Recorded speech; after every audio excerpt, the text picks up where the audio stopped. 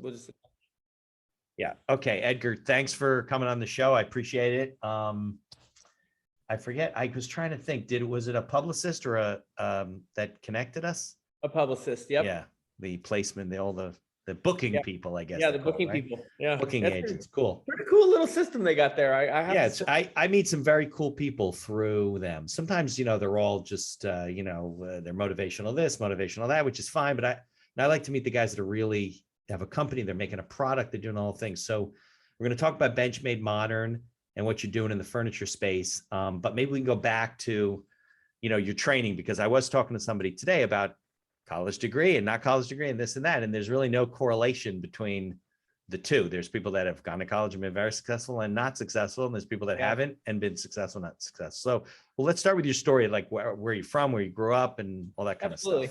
Yeah. Yeah. Well, I grew up in San Francisco, kind of the gold rush out here. I happen to be, I'm lucky, we moved from Sacramento to San Francisco, when it was a blue collar town. Yeah. And suddenly this crazy tech gold rush came through. Yeah. And boy, it's changed the world, and it's certainly changed me. And I was in high school. I went to School of the Arts High School, a lot like, the Fame. I don't know if you remember that Fame. Yeah, I remember Fame. That was in California, right? Or was that New York? Fame was in New York, but yeah, but it was a performing arts high school, right? Yeah, it was. And I remember watching that show as a young kid thinking, man, this is so cool. I never thought I'd ever be able to go to something like that. And I did. I went there, and unfortunately, you had to audition, right? What was your thing? What did you do?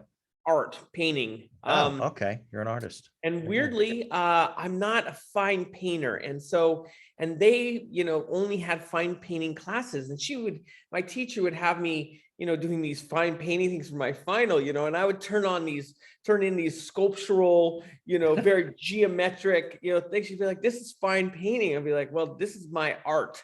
So if you want to flunk me for that, so be it, well, they did. She's like, okay. I failed fine painting. Yeah. However, what I learned there is that I could, spend time and be an artist. And at that point in time, in the age that I was at, I was a graffiti artist. It was an outlet for me to kind of be rebellious and still do art. Like on the street, on the sidewalk, on buildings. Yeah. Oh yeah. Yeah. Oh, and wow. I started a company called Graffiti Graphics, illegal style at first, painting buses and subways and rooftops and all that. Right. But I quickly learned that there was a need for this in the marketplace, and that there wasn't anyone really, focused on selling that. Right. And so I created a little company called Graffiti Graphics, stupid little thing, and I got all my friends together and I kind of went out and sold our talents and got us on the walls. That was my first foray into art for sale. And then later on, I left high school. I dropped out. Okay. I was kind of a dumb kid. I thought I knew everything, and it wasn't for you, right? It wasn't for me. And I honestly had kind of outgrown it. And I started to try to find ways to make a living. And I ended up making a table and chairs for my own house. I didn't have any money to buy anything, and a gallery. I showed a gallery, and they're like, "We could sell this for you." And I'm like, "Man, I just learned how to weld. Like I taught myself how to weld. I taught myself how to like grind arc welding, metal. MIG welding. Wow. Like oh my God, am I gonna, if I touch these two things, am I gonna electrocute myself? Like that type of stuff, right? There was no YouTube back then. You couldn't learn. You couldn't. Right, you had to figure it out and kill yourself in the process. Online, yeah. So you dropped out of high school. Were you living at home, or your parents were like, listen, if you're dropping out of high school, you're on your own? No, I moved out. I knew everything. Real rebellious. I'm gonna move out. I'm gonna pack your little stick with the little kerchief on the back, and you're off and going. Totally. I'm gonna. Yeah. Now, were you handy? Like, I mean, in terms of building things and construction and stuff? I grew up in a construction family. Got it. And so, I was relatively handy, although certainly not what I became. I later on in life turned out to have a small little cabinet shop and pretty much self-taught there. Custom stuff. Did a lot of custom furniture. At one point when I was really struggling, I was literally selling furniture on the street in front of the bars at night. You build? that you Yeah, built yeah, yourself? yeah.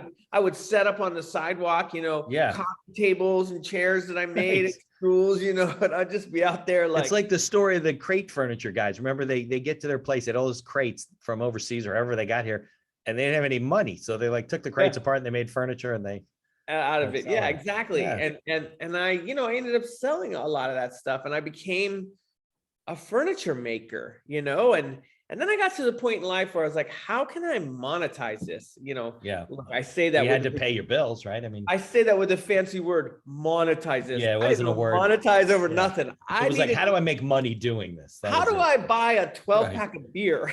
Right. Exactly. That's important then. Yeah. Right. Of course. Uh, yeah. So later on in life, And not good beer either. yeah, Right. no, a 12 pack of Yeah. beer, only the best comes in that cardboard box. Exactly. That's Yeah. funny. Yeah. Yeah. So I later on, progressed and had a small little cabinet shop, like I said, and then I realized that I was never going to, make it. Right. I was going to be a long, slow road to Right. It was success. hard to go get a job. You didn't have a high school degree, right? So Well, let's talk about a high school degree thing. yeah, Let's talk okay. about the high school degree, and then let's talk about I didn't go to college either. And I think that's really important. We project this thing about college being so important. And Right. to some extent it is, depending on what business you go into. Right. I've got a kid in college now, but Yeah, me too. I don't think that college is for everybody. No. And the whole trades industry has been like ignored. There are people that could be good electricians and plumbers and cabinet makers and carpenters, and sure, it's like no path for that anymore, right?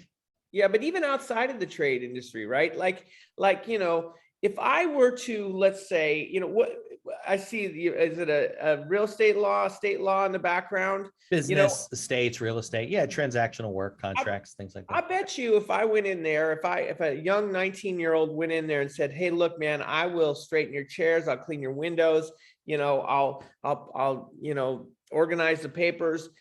After 10, 15 years of that guy would have a pretty good position in your company. And I probably become a paralegal if he can't be a lawyer because he needs a maybe law not a degree, lawyer, yeah. but a paralegal, and I think that there's a lot to be said for that. And I know that when I go to a meeting today, like I'm 50 years old, so I'm not young anymore. But you know what? A lot of times I'm the youngest guy in the furniture room, Right. and I have the most experience by far. And it's because I started so young. I was lucky enough to found a passion and stuck with it all of my life. And they started later, so they're older. Exactly. So I think that there's an interesting, whether maybe a law degree or a doctor or something like that. Yeah, obviously you need, good education for that. Yeah, it's a profession. It's different than other things. It is different, they're and I think we just take it for granted that everyone goes to college. That's just the way it is, and shouldn't be. Well, there's another method of college. I call my career at Pottery Barn my college, right? Okay. I left my cabinet shop. I made 5 resumes. I gave 1 away to Pottery Barn, and I was immediately hired. And while I was there, I wanted to learn about, the factories. How do I scale a factory in a large way? Okay. So while I was at Pottery Barn, I kind of showed them a few problems. I pointed out actually a lot of problems. In fact, operationally, just problems with their furniture. Look, you got this problem here, you got returns, and here's the reason why you have returns. And you know what? I can fix that for you. Just send me overseas to the factory and I'll take care of that for you. And that was just because it was a production problem. It was a quality control problem. It was a production problem, and it wasn't necessarily a quality control problem. It was just something they were doing in the process that no one ever really thought about. And got it. And my game was, I just wanted to find these problems, figure out a solution so that they would fly me to these mega factories and I could see meet them. what a mega factory was about, right? And so I really look at, what was it, 5 years at Pottery Barn as my college. Right. And my hard knocks. Well, you were there with a goal, right? You weren't there just making a living. No. You were trying to learn Yes, more about the 100%. business. Yeah, of course. Okay. Yeah, Okay. 100%. How can I get myself into these meetings? How can I get myself? I wasn't just there for a paycheck. In fact, I was living on the paycheck, but I certainly was there with a much larger ambition down the line, and it's paid off today. Yeah. Yeah. And it's a good thing you got that job. You only had 4 resumes left. So Yeah. only afford to print 5 of them. Is that what I happened? still have the 4. I made these little You books. do? I still have them. Yeah. Yeah. It's a That's big part funny. of my story. I mean, honestly, several things happened to me there that changed my life, for the better, and in the furniture industry. And so I look back at that era very fondly. Now, that's not to be said, I compete against them today, and, Yeah. obviously they're the bigger company, but I still like sticking it to them whenever I can. Right. So what were the things that you learned there that changed your career or whatever? Well, one of the things is man, it must have been my first month on the job, and we did a big presentation to Gary Friedman. And Gary Friedman was the president of Pottery Barn at the time. He's also now the CEO of Restoration Hardware. Is that the same company or? No, they're No, different company. companies, but he was president of Pottery Barn, and then later went and bought a failing Restoration Hardware and has turned Restoration Hardware into what it is today. So back in the day, he was the big cheese, right? And everybody we'd present the season to him, and we were presenting the look and feel and all that, and no one speaks up. Everyone's kind of afraid of making a ruckus to him or around him. And so he says after the presentation, "So what does everybody think?" And no one says anything. And I stand up, the dumb kid that's been there like a month, and I said, Right. "Well, I think the idea is bad. I think it's terrible. I don't think the Pottery Barn customer is going to like it." And, and everybody, on my side of the table is looking at me like, "Oh, you're fired. And I'm going to rip your head off," that sort of thing. Right. And I mean, it just, you could hear the pin drop. Right. So I went back to my desk, and I started taking all my stuff and put it in a box. Right, you're packing up, going home, right? I literally was packing, like, no joke, cliche or not. I was actually packing. And the woman comes running up to me and she says, "I've got Gary Friedman on the phone for you." And I'm like, I'm just a young kid. Like, that guy doesn't call me, Yeah. And I'm thinking, oh, I'm really getting fired. Right, he's telling you himself you're fired. Yeah, totally, right? Right. So I get on the phone. I get on the phone, and he says, "I want to thank you for standing up today and speaking your mind." He said, "A good designer will always stand up and speak his mind, no matter how popular that might be." And man, I said, "Thank you, sir," and I put the phone down. I started unpacking, right? Actually unpacking. Right.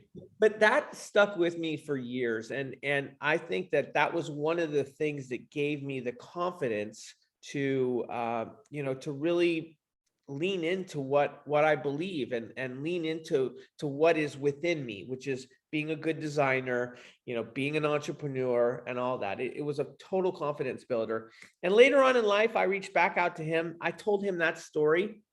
I said, "Man, 15 years later, you changed my life." And you said you were young at this point. You were 19 or something. I just started. That was like the beginning of my career, and he later hired me, and I worked for him for quite a while. So at Restoration Hardware, right? Restoration Hardware, yeah. So at Pottery Barn, did they listen to you? They're like, "You're a punk ass kid. You're not going to go to the factories, whatever." I ended up pointing out a lot of problems, and I ended up solving a lot of problems, and I became the problem solver. And a lot of my, fellow coworkers, looked at me, "Well, why does he get to do that? Well, how come he doesn't have to write these reports?" And I just kind of paved my own way, and kind of ran my job like an entrepreneur would, pointing out these problems, fixing them, doing what I thought was best to guide the company forward, even though I was, pretty low man on the totem pole. So you said you spent 5 years there, so 6 years. Yeah, back in the heyday, this is when Pottery Barn was the thing. Yeah, I remember we were younger. It was the thing. Yeah, everybody wanted a Pottery Barn living room, and the Everybody. apothecary cabinet was on Friends, and that was a big deal then. Yeah, that made a big. You're right, exactly. Friends was a big deal then, and all that. So yeah, exactly. Yeah. I guess that whole industry, your whole industry has changed so much with online, with, people, sustainability. People don't, I mean, now I guess they're starting to go back to stores, but they weren't exactly Yeah. running to furniture stores during the pandemic. So Well, that's not true. So, I mean, were you allowed to be open? well, us at BenchMade Modern, I mean, from the factory side of it, we kind of, changed our production. We started making masks, right? We started, we started using our fabric to make masks. This was early on when you couldn't get a mask, and we didn't know much about masks, but we thought, okay, well, we have sewers, and we can help, and so we made masks, and that helped us stay alive. Then what happened is that at BenchMade Modern, being an online business, everyone is at home, and they're sitting there on their janky sofas, thinking, oh man, this is not going to work. I need something new. And suddenly people had more income to spend as well. A weird thing happened there, right? Where we weren't able to go out. We weren't going out to dinner. We weren't taking trips. We're spending less and we're still making money. Yeah. And we're still making money, for a good portion of the world, and things started to, well, now I have this, disposable cash. So, weirdly, the sofa industry spiked, we took off. Online retail. Well, because you're sitting on your couch now all the time. You're looking, same with the home improvement industry. You're looking around, you're like, oh, this is terrible. Before you spend, 80% of your time at work, you're like, whatever. Now you're like, I'm sitting on this couch sucks. I got to get rid of this. And we did the same thing. And the funny thing was, I didn't know you, but the funny thing was, we went to look for a couch at one point. It was like 24 weeks to get it was ridiculous. I'm like, I'll need a new couch in 24 weeks. What are you talking about? It was like crazy.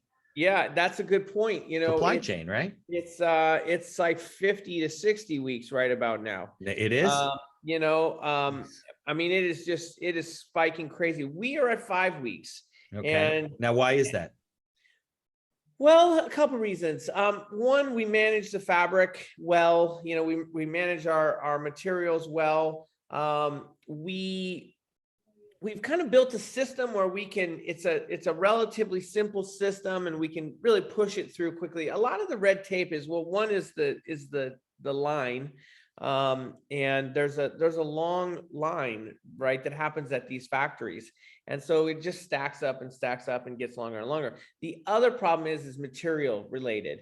And so, we try to always have the materials, and we try to have a flow, and we don't let that line, kind of grow. And so we're able. Now, that said, beginning a pandemic, I was at 10 days. And that's our magic spot, is 10 days. So you could get a custom sofa made to 5-inch increments within 10 days. So for us, 5 weeks is a long lead time. And we'll get back there. We'll continue to push back there, but we've got to chip away at our own line, so to speak. Right. Well, your issue is raw materials, right? You're doing all your manufacturing yourself. Yes. The company does it, right? Yeah. Which is, let me point out, that's true direct to consumer, right? When you think about it, Pottery Barn is a direct to consumer in this day and age, right? Like they're buying, manufacturing their furniture, are they? Yeah, but just nor is they're contracting Casper. It out, right? Yeah. Nor is Casper. No, they're contracting it out.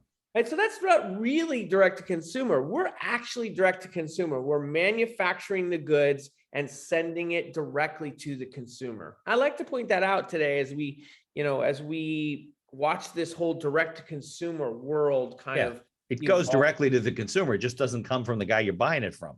Yes. All right. So I'm getting ahead of myself with the whole thing. But when you left Pottery Barn, where did you go from there? Did you go to Restoration Hardware, or did you go out on your own? No, I took a job working for a textile business, weirdly, a textile importer. And I basically went to them, or I guess we kind of came to the conclusion like, hey, why don't you come work for me? We'll go pitch Walmart and Target versions of what you were doing at Pottery Barn. And so I spent the next, 3-4 years really taking a look at what we had done, and then going to factories overseas and teaching them how to make that same looking product, but at a more cost-effective way. And we sold those goods to Walmart and Target. And we were quite successful in that era. So It was that a different division of the text? Because textiles yes, is, yes, people I not was listening, there. is raw, is fabric, right? Yes, yes, I was their lone hard goods company, and this is going into kind of the 2008 crash. Yeah. And I was the last man standing. Hard goods and furniture was the last man standing within that company, and we kind of closed the doors there. I started while I was there. I went to them and I said, I need to get back to modernism. I need to get back on my plan, right? The plan that I had when I went to Pottery Barn in the first place. I need to get my own line of furniture going. That was always your And goal, to that was have always my your goal. own furniture Yeah. company, but you Yeah. like modern stuff. And I like modern. And so Okay. I went to them and I said, look, I'm going to do this with your blessing or without your blessing. I'm either going to leave your company and start my own thing, or I can do both. And they happily took both. And luckily, I had my own brand called True Modern running Okay. right about then. And when they closed their doors, I was doing good enough that I could, kind of just progress Continue. right into there. Yeah. Yeah. So, okay. So, what did True Modern do? That's different than BenchMade. So Yeah, we did modern. That was actually the start of BenchMade. To okay. be honest, we did modern kids furniture, and it was a market then. It's kind of a small market, right? Right. Back then in 2008, not only are you in the modern market, which is like 3% of the niche, country, right? Yeah. yeah, but then I'm gonna make it worse. I'm gonna modern kids furniture, right? Now I'm gonna Right. be like this dinky part of the market, but I learned in that endeavor that while it was relatively successful, when the economy shifted, I ended up with furniture sitting in two warehouses, one on the East Coast, one on the West Coast, that wasn't selling. And I thought, how can I do something different? And Right. I happened to be selling. Well, I'll tell you a funny story how I got into sofas. A Yeah. quick story. I We couldn't got get a whole into. hour, so don't make it too quick. All right, I won't make it too quick. Yeah. I'll draw it out. So I started. I I wanted a sofa for my own house, and I thought, Okay. I can't just buy a sofa from Crate and Barrel or Pottery Barn or something like that. I should probably make my own. Maybe this would be a good business. So I started exploring that avenue. Now I'm in the kids furniture business, right? Right. And I'm going to these sofa manufacturers in Los Angeles, and I'm saying, I'm Mr. Furniture, I need to get, I'm getting into the sofa business, and I couldn't get anyone to take me So seriously. you were trying to get them to make you a sofa. Yes, but in Yeah. these giant factories, Right, where you got to order 10,000 pieces or something like that. right? And they're like, well, let me see your sofa line. And I'm like, well, Okay. I don't have one, Right, you are the sofa line. Yeah, right. So here's what I did. I started for I don't know, maybe 6 months, almost a year. I started buying sofas at cost Okay. for like $1,200, and I would sell them on my website for $1,200. I made zero money, but what Well, I you're probably did, losing money because it costs you money to run the business. So. oh, of course, Yeah. of course. Yeah. But what I was doing was getting myself into the sofa business, So right? you had a line now. I had a line now, right? Yeah. And so they didn't know, and so, then I went back to them and said, okay, now I'm Edgar Blazona. I'm in the sofa business. Yeah. Right? See, you're smart. Okay. Yeah. And so, so suddenly those sofas were $600, not $1,200. Right. And so then that's kind of catapulted me into the sofa business. And, we did pretty well. I can proudly say that I was one of the first, or I am the first splayed leg sofa. That's like a mid-century modern looking splayed leg sofa, and everyone has it these days.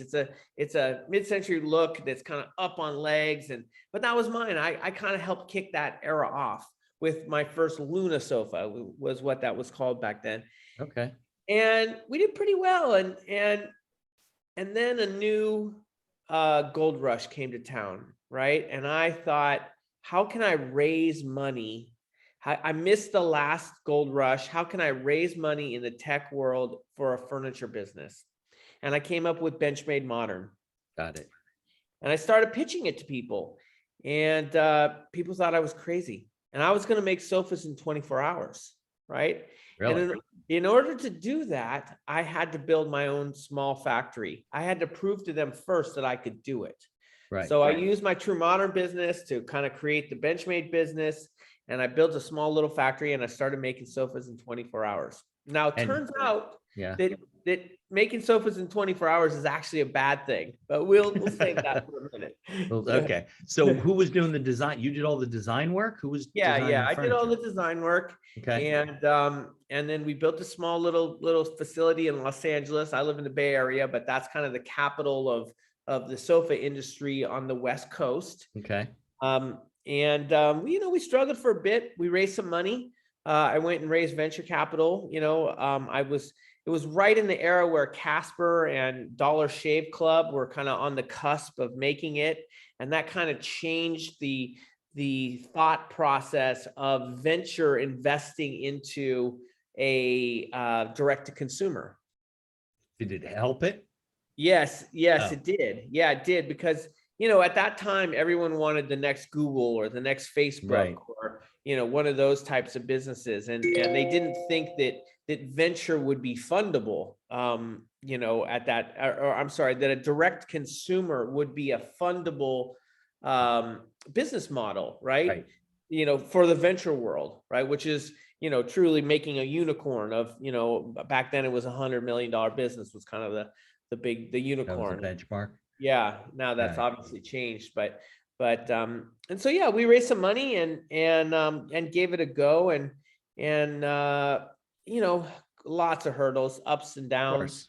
Yeah. Well, you gotta answer to venture capitalists. You got a lot of pressure.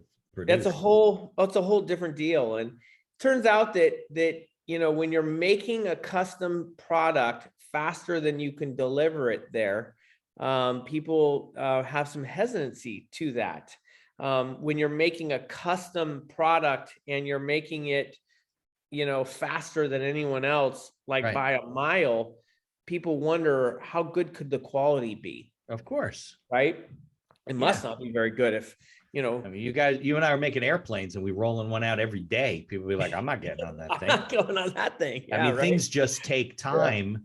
Just in and of themselves, right? You couldn't say we're going to have a couch tea in an hour. Nobody would believe that. How is it possible to? It doesn't actually take that long. That's kind of what I set out to prove. Yeah, that is the secret. It doesn't take that long. It's really, when your production is set up right, it's a day. Really. And it's really just the line and the organization and how the paperwork flows through the factory, and on top of that, look, the furniture industry is a good portion of the furniture industry is kind of a slow dog. That's just the mentality. Look, we've done it this way, and that's how we're going to do it. Yeah, that's part of it. That kind of thing. Yeah, and so I felt at the time it was ripe for disruption, and I feel like we're still disrupting things today. Now, before you got onto the BenchMade part of it. What happened? You were buying these things at wholesale. You were selling them basically at wholesale. Were you taking them apart and designing other things from, or just selling them off? I was just selling them off. No, I was just firmly getting myself in the sofa business. And you said you made what's it called? The Luna? The Luna. Yeah. And we started those you were making, right? No, I mean, that became mine, but I was buying the Luna. I was buying my own design.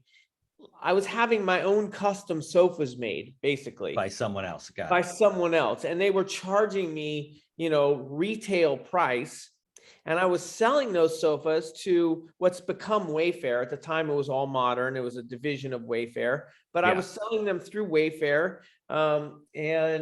Those guys went to Cornell. I think they had like all kinds of crazy websites, like grandfatherclocks.com and zippers.com, and they had everything, and then it all became Wayfair, right? Yes. And at the time we were All Modern, and that Luna sofa was the #1 sofa on All Modern. And it took a while for me to get enough volume so that I could be in the sofa business. And it reminds me today, again, and I don't know if this leads back to the college question, whatnot, but there's lots of hacks to be made out here, and there's lots of risk to be taken out here. And when you take a calculated risk, Right. or if you, frankly, take a calculated hack, Yeah. it may take some time. You might have to invest in yourself, have faith in yourself that it's going to work out. And that's truly what happened there with those first sofa orders. And we proved that we were in the sofa business. And, weirdly, like, here I am, I'm the sofa king, Still doing it. Right. Exactly. Yeah. Well, you needed volume for people to make a couch for you. That was the Sure, issue, right?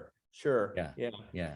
Okay. Yeah. So I think that it's interesting because you learned a lot about operations and logistics and how you run your business. Now, how do you do your strategic planning? Like, in terms of, like, what's your process for saying, okay, well, we have a line here. You design the couches. Where are we going to go from here? How do we set up the line? What employees do we need? What do our finances look like? How'd you do all that kind of stuff? Yeah, that's tough. Honestly, that's been a real learning curve. If I'm going to be real honest, that's probably been my biggest learning curve, right? Yeah, it's for everybody. I understand the manufacturing side, and I understand the design side. It's funny you asked that, because I always think about companies, Airbnb, Facebook, Yeah. companies like, who decided that they needed how did they know that they needed a, technical director of, internal, design and For calculation. time they needed. Who told them that? Nobody told them that. Yeah, I The know. necessity, right? It probably wasn't part of their original plan. No, it wasn't, but it came out of necessity. And I remember I used to search. I would go on LinkedIn and I would go to similar companies and in the furniture business To see the competitors by what they're doing. Yeah, but I would click on their employees. You can click on the people. Oh, right. It'd say BenchMade. Then say we 66 employees are on LinkedIn. You click on it, right? And you click on it and you get all their names, and I'd be like, wow, they have, like, a director of imagery, and like, what the hell do they need that for? Right? Do I need that? Right. That's what you're thinking, right? Yeah. Wait, we got to hire PhDs out of MIT. They're like, yeah, Edgar, why do we need to do that? I don't know. The other companies have them, right? I did that. Yeah.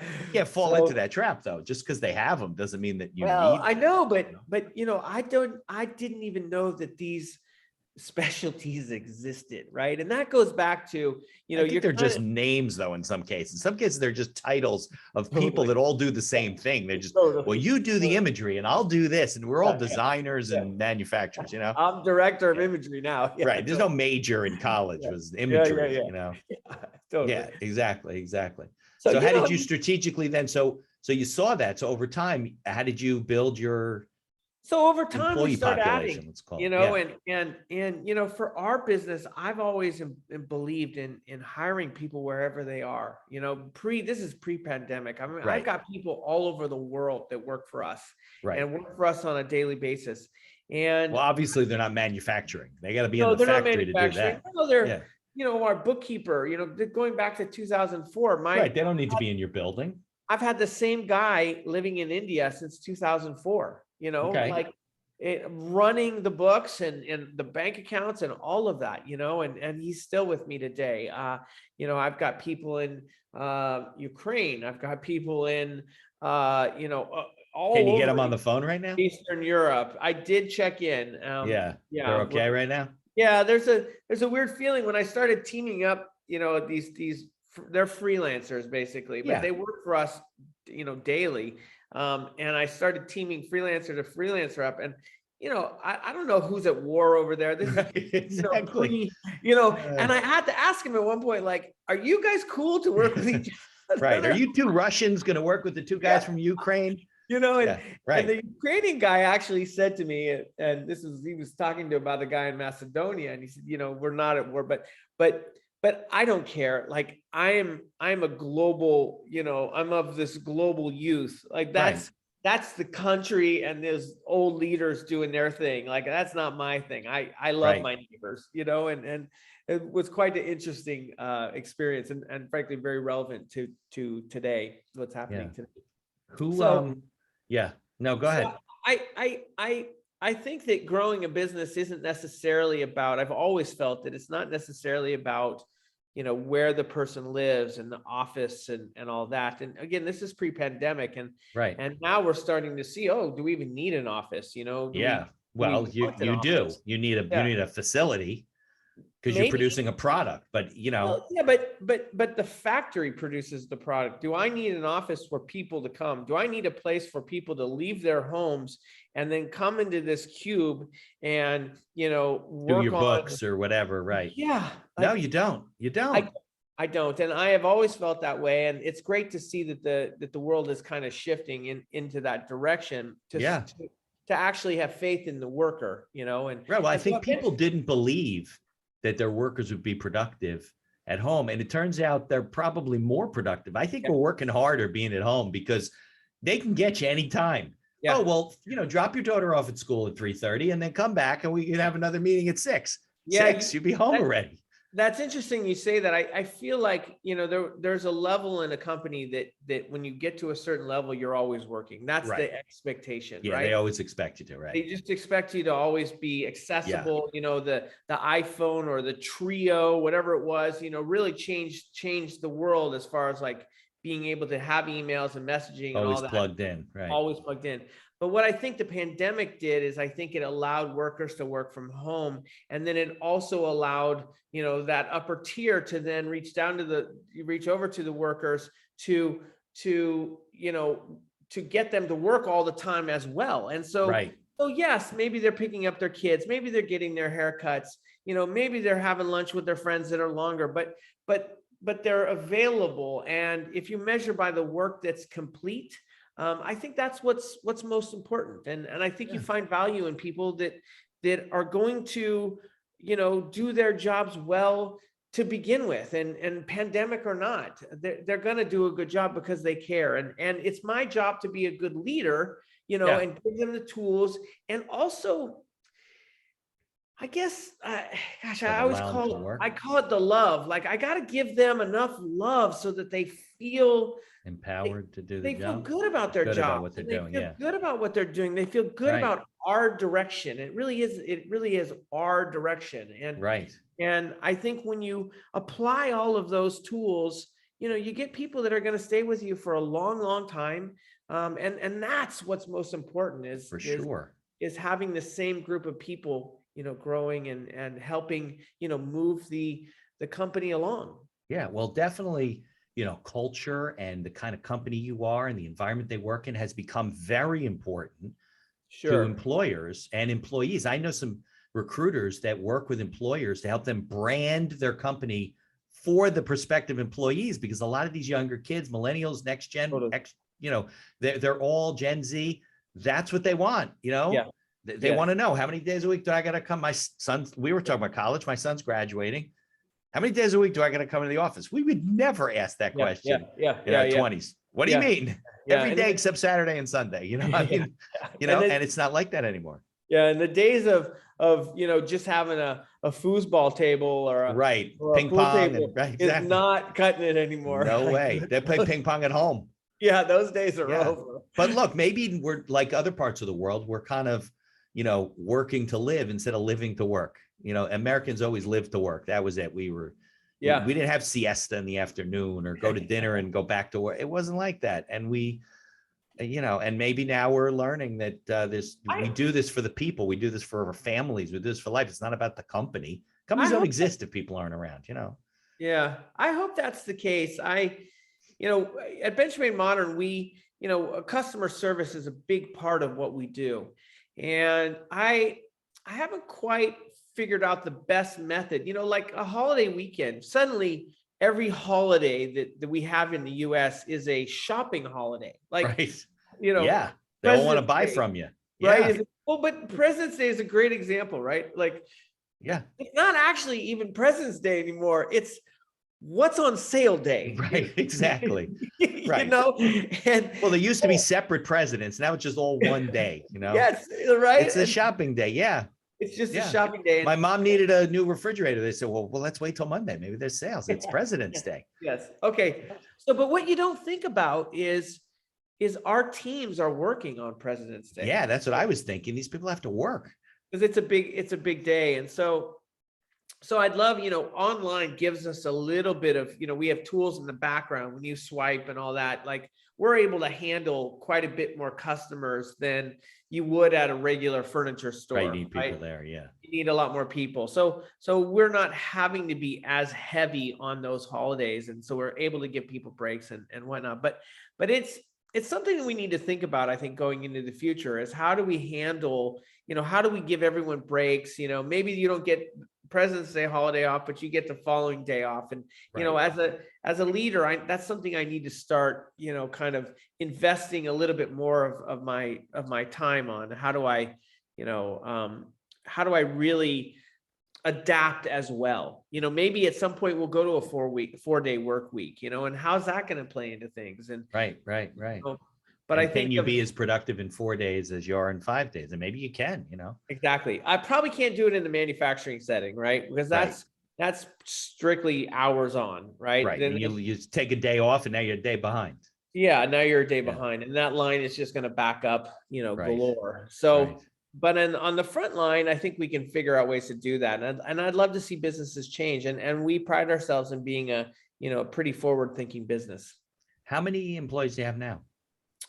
Well, we don't have that many. That's like I said, Yeah, you don't going need back to 100 employees to run this company, no, right? we don't. Obviously we've got a lot of employees in the factory, but our frontline staff is relatively minimal, and I do that by choice. I don't want to have the overhead Yeah. of, going back to the director of imagery. Like I don't necessarily want a director of imagery. I would No. rather outsource that when needed. Right. Right. And so that's part of the adaptation that I think our company has done. We hire people wherever they live, and we hire freelancers, and we hire, people that are sort of running their own businesses. They don't even want a job. I couldn't Right. hire them if I wanted They to, do other right? work for other companies, right? They do other work for other Yeah. companies. They're their own boss, they enjoy that. And Yeah. I learned that really early on. And that's how I am, and Right. so we don't have that many employees, and we don't need that many employees, full-time employees. Right. But Right. the guy in India, the people in New York, the people in LA, like they're all quote unquote employees, and they're just as vested in our company as any one of our employees is. Yeah. Well, a lot of technology companies run that way. They have designers, they have programmers all over the world Yeah. because you don't really need to be there. It's not like you're putting together a couch. Yeah, you don't need to be there. Now we need them in the factory, right? Yeah. But we don't need them, running these operations on the other side. And I think that's helped us, keep our overall expenses relatively low. And Did you have to lay people off during the pandemic? Or no, just we get did not. PPP Yeah. money and you were able to? No, we didn't do any of that. No, you didn't take any free government money, like No, government cheese. You didn't take any of nope, that? didn't take any cheese, didn't need it, didn't want it. Good. Save that for someone else who might need it. That's nice. So how many, you had different shifts in the warehouse with different In groups of the employees? in the factory, yeah, I mean they do run a couple different shifts. We produce our goods on in both Dallas and in California, in two different facilities, and so they run doubles at times, not all the times in Right. Dallas, and some overtime and whatnot in California. But really, it's about growth. Especially for California, it's about them meeting the demand and growing Right. the factory, growing the lines basically to meet that demand. And so it's a good system. It's not easy. I mean, we're Tough making business, furniture. yeah. It's with shipping furniture across the country is tough. Getting a giant sofa into someone's home is a real challenge. And that's also been a learning curve. I have always said, let's make the sofa for the room, and who cares about it fitting the truck, right? Right. Like But it's got to get through the door though. got to get through the door, right? But interestingly, an 85-inch, 90-inch sofa, the reason why that's the standard sofa is because it fits in a truck, and it fits in a truck. Oh, Right. so Like it was all math, it's yes. geometry and math. That's all it is. Yeah. And so, well, and then, Makes sense, right? and then dollars, right? Because then that's about, shipping something cost effectively. Right. And so So when you start disrupting, right, I'm going Yeah. to make a 10-foot sofa, right? I'm going to give people what they Then you want. find out that there's a reason that they did the 90. There's a 90 reason, inches. but we still make, 9, 10-foot sofas all the time. And yeah, it's a little bit more expensive to ship. But yours aren't your pieces modular, or no? No, we sell by the 5 inches. So, Okay. they typically range anywhere from 7 feet to about 9 feet in 5-inch increments. And then we have corner sectionals and all that. So I literally, if I had an odd shaped room, as long as it's 7 feet or more, I literally could measure out exactly the size that I want. Yeah. And you'd make it. We would, but you know what you would do first? You would go to our site, BenchMade Modern, and you would go to one of the project pages and you would choose your sofa. And we have this really cool slider button. You slide back and forth and you can watch the sofa expand and contract. You can see it go from like a 2-seater to a 3-seater, at 85 inches, it magically goes from a 2 to a 3, that sort of thing. But then you can hit the print button. And we send you a full scale drawing, a giant piece of paper that you roll out on the floor. That you ship to them? That we ship to them of that exact sofa. Corner sectional, you build the 2 pieces of paper together, big giant thing, and you see, does it fit in the room? Yeah, because that's always a problem. You measure it out. Yep. Still, then the thing comes, you go, oh my God, this thing's what enormous. Happened? What did I do? Right. You take your side tables, you put your side tables there. We often find people, they'll photograph it and they'll send it to us. Does my husband fit down between the arms, laying down? Like, does he fit? Can he take a nap right there? Does our, 4-person family all fit comfortably? And so we'll get these pictures of them sitting, on the floor on this big giant piece of paper to see if they fit and all that. So it's a little bit of like, the old school into the new school. It's not AR and all that crazy stuff. This is just a piece of paper that you lay out, and it's one of the. But you must have a very large printer that does that, and you got to pay to ship it to them, right? Of course, yeah, of course. But so do they order the printout first to see if it fits? Yes, oftentimes, not every time, but oftentimes, that's part of our process. You go to our site and you hit the swatch button, and we send you, a giant box. It's like 14 by 14 inches. It's got 100 swatches in it, all fabrics, like 4 inches by 4 inches, big fabric swatches. We send that to you second to air, right? We're basically saying right up front, we mean business, right? Yeah. We're going to give you these 100 swatches. Right. We mean which they get to keep, right? You're making an investment in that. Yeah. And it's a signal, to them, we hope. It's a signal to them that we're for real. Like, we're not just some fly by night, online only furniture store. We're the real deal, and we're signaling quality, and then when you go through the process, you go to order, maybe you don't need to order the printout, but maybe you do, and then we'll send that to you. And as we bring them through the quote unquote funnel, they get more attached to your company and doing business with you. Absolutely. And it's one of the things that we do. And then maybe I'll send them an email, or I oftentimes will even pick up the phone and call people myself, hey, it's Edgar Blazona, I'm the owner and founder and of the company, and how can I help you? And people are amazed, but I like to take the time and do that. I sent a guy a text yesterday. I was going through the back end, and I noticed there was just some customer who'd bought 3 different pieces of upholstery over the last 2 years. And I don't know. I don't even know if we have that many other customers that do that, but I saw his name there and I saw his phone, and I just plugged his phone into my text, and it went blue, iPhone to iPhone. I sent him a note. I just, hey, this is Edgar Blazona from BenchMade Modern. I want to thank you for the orders. And I hope you love your sofas. I would imagine you do if you've ordered from us 3 times, but I really appreciate you. And I thank you for your business. Just random, and oh my God, hey, and then, we went back and forth, he sent me a picture of his living room, and, he was thrilled, and I was thrilled for him. So, yeah, a lot of touches. Now, who do you consider like your competitors? Yeah, that's a good question. In our price point, I mean, we're not the cheapest by any means. So I would say, a brick and mortar retail Okay. perspective, that would be Restoration Hardware, and maybe the upper end of Crate and Barrel. Okay. And from a online only, we're kind of at the top of the online only world that's out there at scale. There's some older companies that used to compete with us. Joybird, they ended up selling their company off to Lazy Boy. Their quality is kind of gone down a bit. Their price point has gone down. Whether they're trying to meet a different audience. So, but from the retail side, the real brick and mortars, I would say that Restoration Hardware and Crate and Barrel are probably our two biggest, kind of daily competitors. And as an entrepreneur, right? You own the business. First of all, do you own 100% of the company, or? No, I don't. I ended up selling the company 3 years ago. We were acquired. Okay. And now I run it for our new. You still run the company though. ownership. You're the Yes, yeah, head of absolutely. the operations. You don't own any of it. You I just don't, stayed no. on basically for a period of time.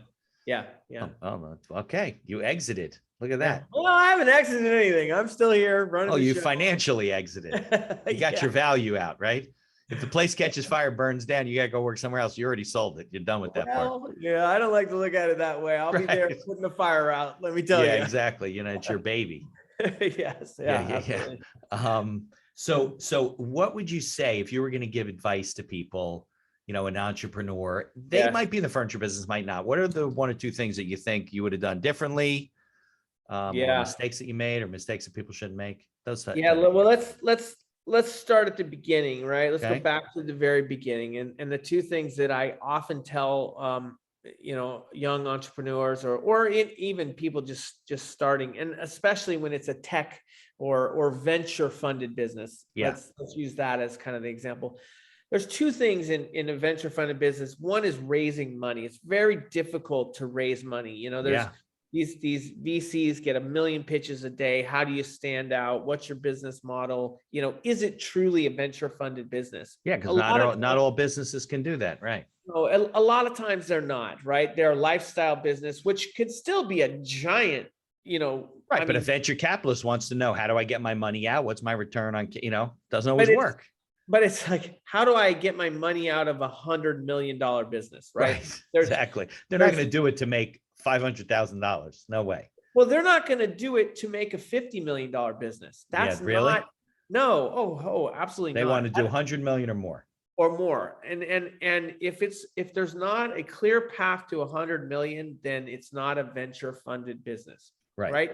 And that's not to say that a $50 million business, I mean, I would love to own a $50 million business. I mean, that's a hugely successful business, but it's not a venture funded business. So one thing is when you're starting out and you're looking for money, I always tell people, ask for money, get advice.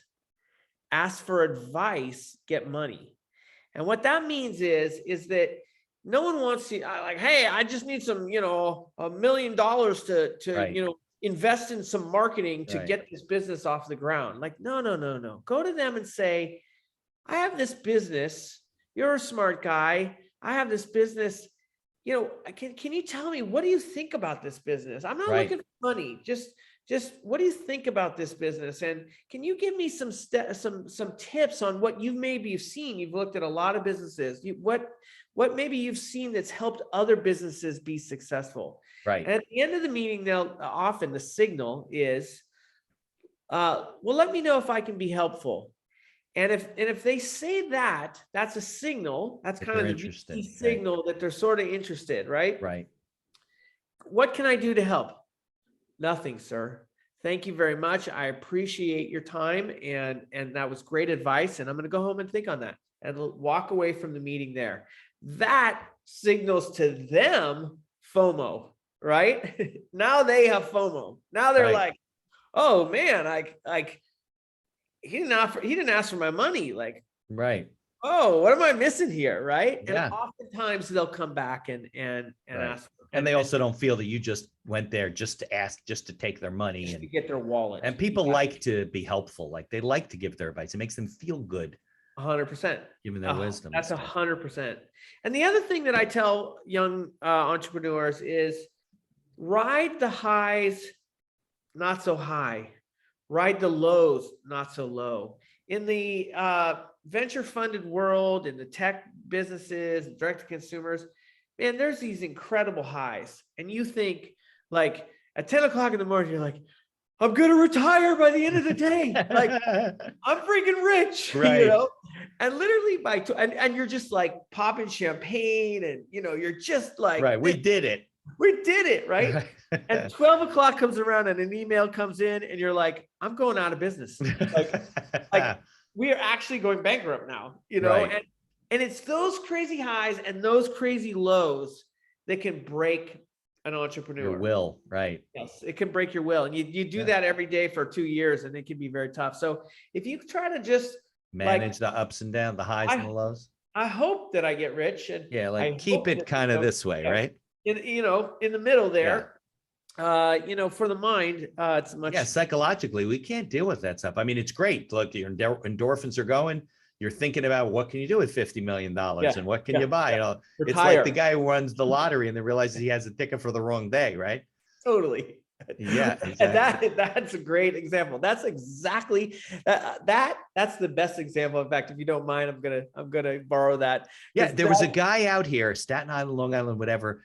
He thought he won the lottery and had a party and then discovered that he had the ticket for the wrong day. Now, I don't know the whole story. Maybe his friends played a joke on him, whatever, but he believed that he won like a lot of money, like Mega Millions or something. Yeah. I mean, you want to like jump off a building after something like that. That's the day in the life of a tech-funded entrepreneur. Honestly, that's how it like boom, bust. Yeah. Same day. Yeah. That's great. That's a great story. All right. Well, I appreciate you sharing your story. We'll put links in the show notes. People should check out BenchMade Modern, follow your story. What's the best way to connect with you? LinkedIn or Instagram? LinkedIn, I'm on Twitter, Edgar Blazona at Twitter. Obviously go to benchmademodern.com. Any of those email addresses there will get to me in the end, hey, for the founder or whatnot. But check out our furniture while you're there. I've got a code for you guys, for your listeners, accidental 15. That will be 15% off, anytime. No need to wait for a sale, a President's Day sale or anything like that. So feel free to use that at any time. And again, I would recommend, order some swatches and whatnot. But and also for people listening, can you tell them there was a time where you made a prototype, a robot, almost like a vending machine, right? Where people can pick. Can you tell them how they can find it on YouTube? Yeah. Well, we started off making I wanted to build a hybrid store, making these tiny little stores. And I was basically making a robotic vending machine. And you can go to YouTube. If you search BenchMade Modern Robot YouTube, you can see an early version. This is a real rough version of really, this was one of the first successful picks, as they call it, where the robot was picking the sofa off the wall and putting it down in front. Later, we made it much more flowing and organic, and it really had this wonderful, like snake-like feel as it dropped down in front of you. Turns out that you need so much safety involved that it makes everybody at the city of San Francisco so concerned that they'll tie you up in so much red tape that you'll never get through it. And we didn't end up finishing the project. And again, one of those ups and downs, we ended up having to sell the robot off to make a little extra cash. But whatever. Innovation at its best, right? Good endeavor. Yeah. So check it out. It's a fun thing. I appreciate it. Edgar, thanks so much for joining me today. Yeah. Thanks for having me. I really appreciate it.